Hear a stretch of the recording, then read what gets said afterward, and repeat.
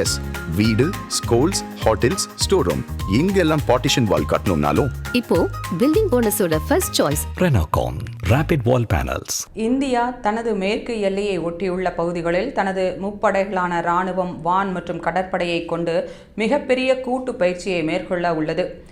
இது பாகிஸ்தானுக்கு பெரும் அச்சத்தை ஏற்படுத்தியுள்ளது. ராஜஸ்தான் மற்றும் குஜராத் மாநிலங்களின் எல்லைப் பகுதிகளில் அக்டோபர் 30 முதல் நவம்பர் 10 வரை நடைபெறவுள்ள இந்த கூட்டு பயிற்சியில் இந்தியாவின் போர் திறனை மேலும் கூர்மையாக்கவும் புதிய போர் திட்டங்களை சோதிக்கவும் இந்தியா முடிவு செய்துள்ளது.